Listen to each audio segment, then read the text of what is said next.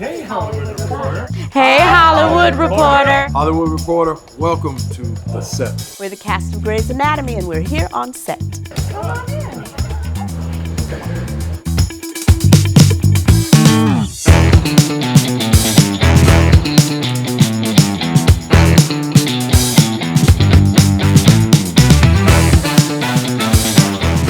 This is the breezeway.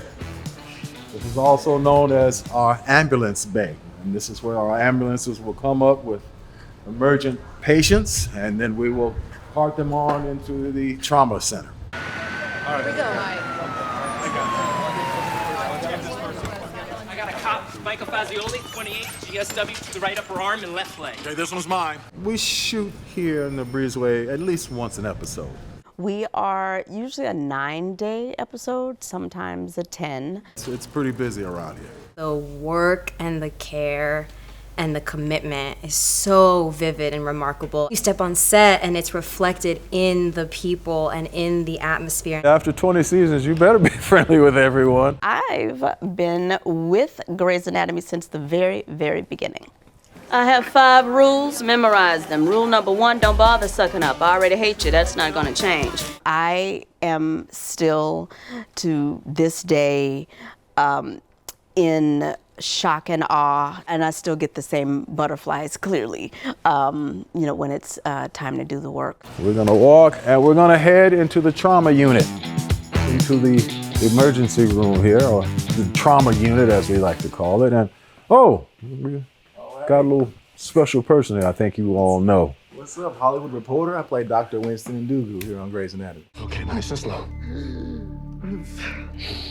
Let's go. This is where we'll transport people from, our patients from our ambulance bay, and we'll bring them into here. These are the emergent patients, folks who, you're looking at traumatic injuries usually. When I got here, I realized how much people just will chit-chat in between takes to the point where I wasn't really that used to it. So I was like, we're talking about the weekend, and then we get right back into digging into a body or something. Right. Dr. Weber, you caught the bleed. Why don't you do the honors? No, go ahead. You're already there. We're trying to get out of character as soon as possible. Yeah. You were the first person I met besides Kelly McCreary, and you immediately came over to me, asked me where I'm from. We talked about music and jazz from Kansas City. I felt welcomed immediately, and that's the whole cast all the way across the board. Chandra Wilson, who plays Bailey, who were the 2 longest running cast members now, she's really good at that. Of welcoming and kind of laying out the landscape so the new performers or actors feel comfortable. When I got cast, it was crazy because I had seen this as a child, and then meeting Chandra Wilson. I don't always get starstruck, but it still sometimes is, because Bailey is so real to me from those formative memories of watching this show, that it was hard to think of you as not Bailey. And then I start talking. Yeah. So it was a pinch me moment. It was like, holy crap, this is Dr. Bailey, and I'm now in a show with her. That's very cool. Yeah. I wasn't allowed to watch the show growing up. Oh, So were you not? Yeah, my mom. Mm-hmm. No, my mom said the same thing. I was allowed to watch this in middle school. At some point, either the day of the table read or maybe the day before, we get a chance to take a look at the script. It's exciting. Yeah. Like every time you walk in there, it's like this energy. It just feels like a little bit like, a table read, like theater, and a little bit like you're just getting to perform and figuring out what the characters are saying and what does it mean. Sometimes you don't quite know yet, and then you're figuring out through the reading. I would say it's really cool that you get live reactions to things that are happening, because you don't get that on set because everybody's like quiet. So it's cool to be in the room Get and a laugh, right? get a laugh laugh. when you do something that's funny, or cry when you see something that's touching. Because that's the whole point, is for the writers to see what's landing. Yeah. Is it her brain? No, it's hyperkalemia. We couldn't control the arrhythmias. The pressure's dropping off a cliff. Give me an intubation tray. I know from an actor standpoint feels really cool because everybody is really invested in the integrity of what's said. And, we can track things and say, right, but in season so-and-so, episode so-and-so, I said this, and I just want to make sure that tracks. Oh, yeah, you're right. So that part is really cool. But again, all these seasons in, every script I open up, I'm learning something else about Miranda Bailey.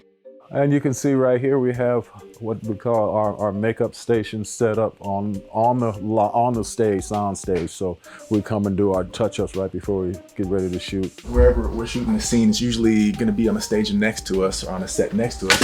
And we'll have these kind of things set up. The lights will pop on, and our makeup artist will come over here and they'll do the touch-ups, which is usually called the last looks. We'll do last looks right here. We'll look in the mirror, make sure we're looking right, and then we'll walk right out of here onto the set.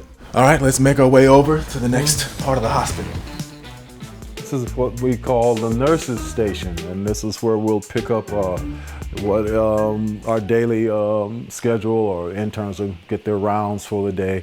This is where they'll pick them up. So actually, sometimes when they'll hand you stuff here, the things will actually say stuff on them. Sometimes it'll be to make you laugh, and sometimes it will just be random stuff like this, which I don't know if I should read out loud. Somebody wrote this on here, which is a little morbid, but kind of a testament to Grace Sloan, probably, because it happens a lot here. We need to move fast. All right, removing the clavicle. I found the finger. ORs can take a minute or 5. They get there.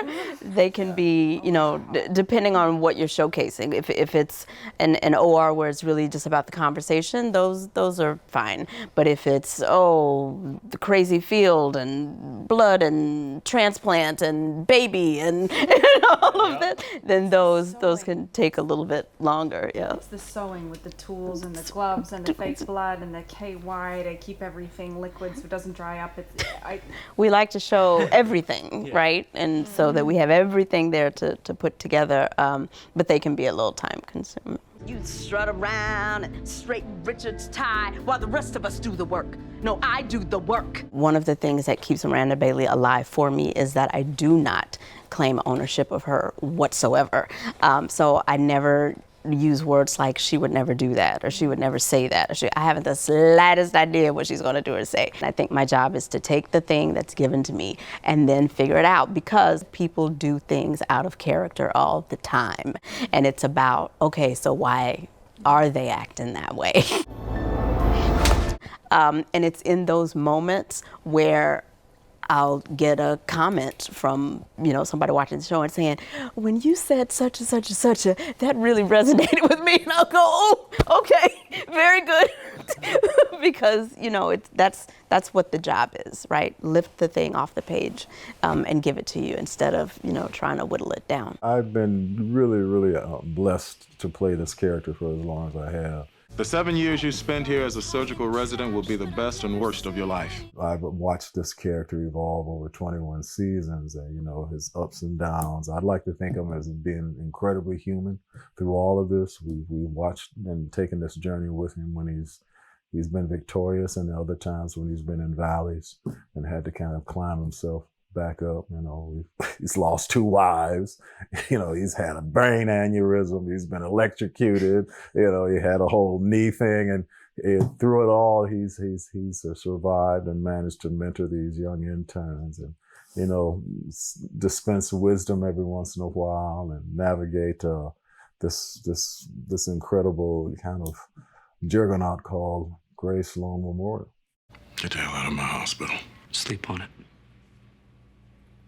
Talk more tomorrow. You know what? Sometimes they have old stuff from files. Last week I was shooting something and I found something that said Derek Shepherd on it. And it was like an old Derek Shepherd, like McDreamy note from something. Oh, really? And he had like written stuff in there. Oh, wow. And I was like, that was a cool little historic little artifact that I found here. It was pretty cool.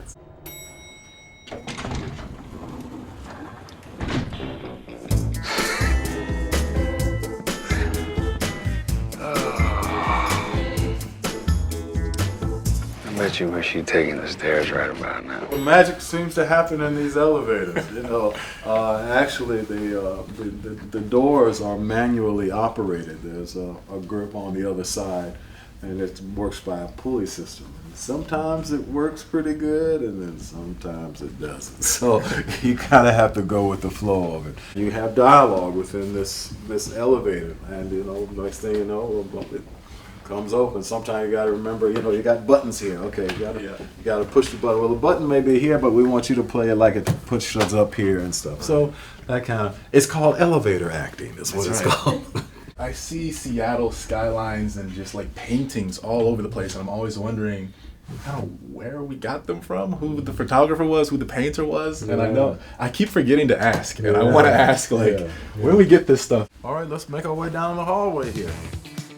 Do a lot of walk and talks on this corridor right here. I like the walk and talks. I like walking through the hospital. The hallways I that we love invent. that, like, I might mess up and screw everything up Like right the now. pressure? Yeah, the pressure, and then like if someone, Yeah. you have to really be in sync with each other. We're passing the conference room area here where a lot of meetings take place, and a lot of the crux of a scene sometimes will play out within the confines of the conference room. And then we're back here now at this is probably the most iconic of the nurses stations on the show here. A lot of stuff takes place here. When I first got to the show, this is the first thing that I actually recognized from the show. It's such an iconic staircase, and I was like, oh, I kind of had like a little moment when I first saw it, and I kind of wanted to walk up it.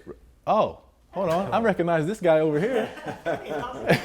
Come on down, Come on down here, man. This is an iconic staircase. It is, right? And it just became more iconic. I love it.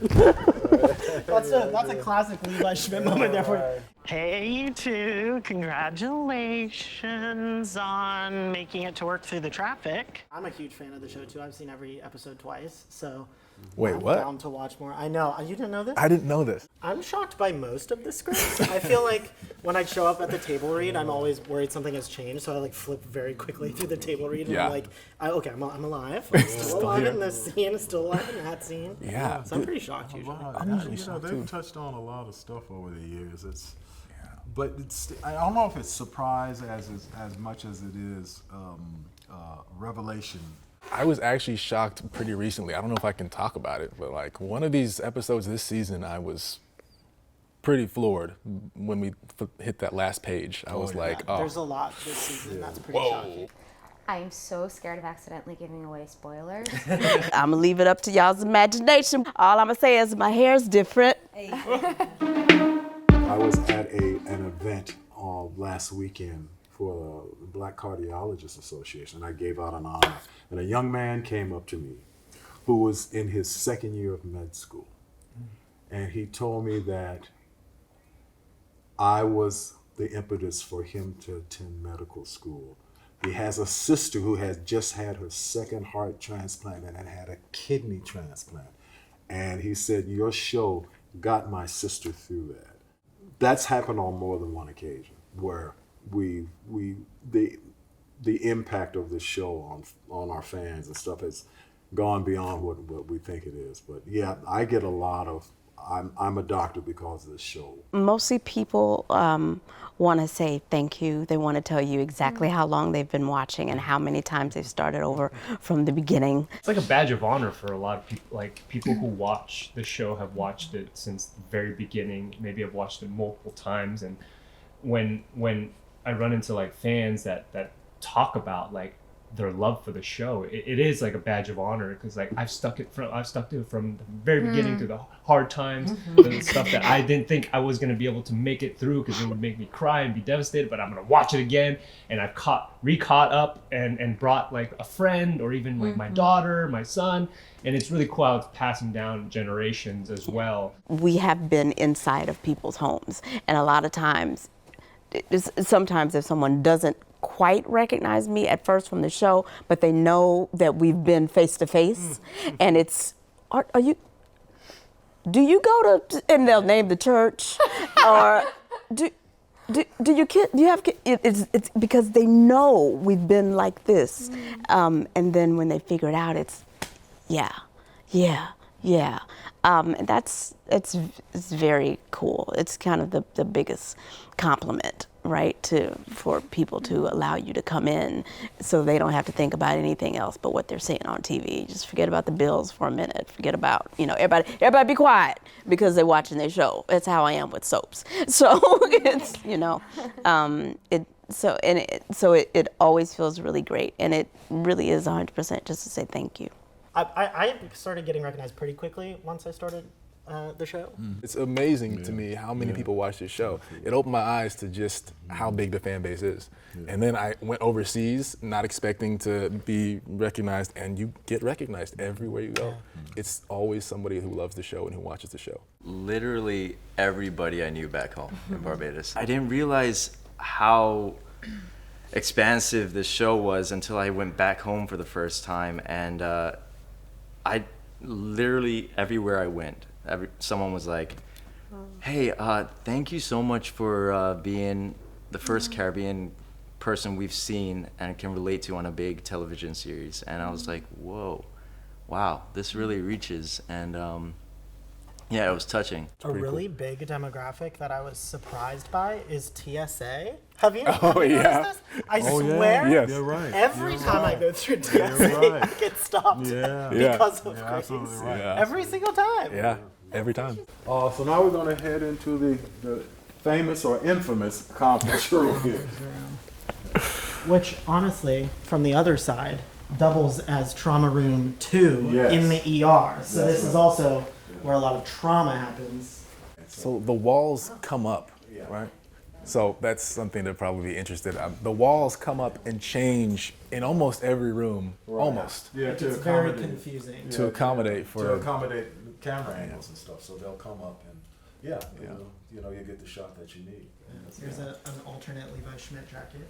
There, with the appropriate Just because I spilled stethoscope coffee on it. I did that this morning and they had to switch it out. The interesting fact, several years ago we had these stethoscopes were custom made for the early cast members, so they would have your name on it and everything, and they're actually, they work. So you see, I understand. You're the love of my life.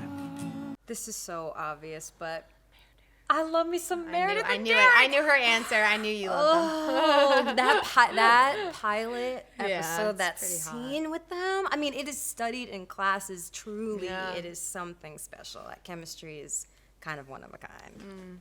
I still go back to, that is one of my favorites for sure. The Danny Duquette and Izzy. I liked that relationship so much. It was, I don't know, it just seemed so... Yeah, she literally did everything. She risked everything for him, so I thought it was pretty endearing. You have to do this for me, or I'll never be able to forgive you. For dying? No, for making me love you. You guys, this is a big elevator moment. The first gay male kiss on Grey's Anatomy between Levi Schmidt and Niko Kim, right in here. This is where it happened.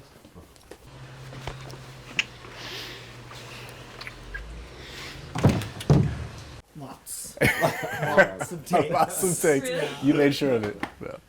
Actually, you know what's funny is I was talking about this the other day because sometimes peppermint gum makes me sneeze. Me and Alex Landy were in there, and he takes out a Listerine strip and puts it in his mouth, and he's like, "Do you want one?" I'm like, "Yeah." Right as they're calling action, I put it in my mouth, and I started sneezing, and I had like this huge sneezing fit right before this like big iconic. God, of course you did. Not necessarily a romantic relationship, but Meredith and Christina, that best friendship that, it's good. Christina can storm in, she's sitting in Derek's lap making out with him, and he's like, really? Is that? And yeah, just give us like 10 minutes, and kicks him out to be that her best friend like that. I feel like I have a version of that with my really good friends. That's kind of the universal thing that happens with all the characters. Who's your person, right? And then that extends out to the fan base, for them to say, are you a this or that or that, It's about figuring out who's your person. Congratulations, you all made it. You're here. I know this OR looks like a high-tech fever dream, but it's all real. It's exciting when she's here, and we know that she's here because the plants go up, the little trees, and then the bikes are there and parked. So we always know when she's here, filming or doing voiceover ADR stuff. Especially for those of us who don't work with her all that often, the potted plants are out and her bike's there. Ellen's footprint. I haven't. Personal Yeah, footprint. we haven't had personally. Like, I hasn't been a ton, just because when we joined, she started phasing off as a series regular. But my interactions with her have been. She's been really kind to me and given me some great advice. I feel like she's really taken time to find each of us and have a moment of like personal empowerment, which is huge because she doesn't have to. That's like this is in a lot of ways her show, and I think her sort of igniting our fire, especially as new kids on the block. Just that always feels really special to me and precious. Yeah. And she gave us succulents when we joined. She like showed this it. Huge. I think I'm the only one presents. who has theirs live. Also true. Yeah. Right? Sorry, Ellen. It was honestly a very nice Really first good impression. gift. It was Yeah. like it was like huge. It was like gorgeous. Once you're in the Grey's family, that's just where you are. Alive, dead, divorced, good. You're just there. So it's coming home. That's what it feels like all the time, right? You're coming home and you fall in and you're like, oh yes, I know this, and and you fall into that rhythm right away because you guys have already had a chance to establish a rhythm when Meredith Grey is around, and Bailey's face is just as turned as it's always been. And, you just fall right back into that rhythm. We hate each other. Yeah. Miserable. These people are I can't miserable. stand them. I see it coming, I walk the other way. No, but everybody gets along great. Yeah. You better, you're spending, 12, 13, 14-hour days with somebody. You better be able to get along with them. But, this cast has just been great. Everybody's so giving, and, we're engaged in others' lives outside of the sound stages, but that's pretty easy. There was no imagination for the show having the longevity, or me being on the show with all this longevity. I did the first episode so that I could pay my credit card bills. That's what it was for. And first season was a mid-season show, so we only did like 13 episodes, so that's not gonna go. And then when we finally did get picked up, 3 years tops, in makeup, they told us this will be a sixer. It'll be a 6 year. And I set my mind on 6 years. So every season, first day of the season, I say 6 years.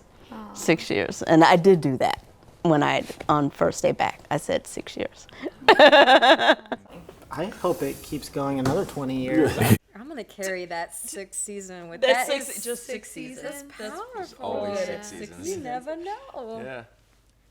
Don't have the slightest idea, which is cool. Look, we show up, we put all of our stuff, we leave. I think everybody's leaving everything right there, on the floor, and until they tell us to reel it in, and there we go. Hey, we want to thank you all for hanging out with us for a little while. Yeah, thank you so much. Yeah. And don't forget to tune in Thursdays. All right, 21st season. Yeah. Wow, there we go. See ya. Later. All right, guys, Thanks. Thanks for coming by. You can do it.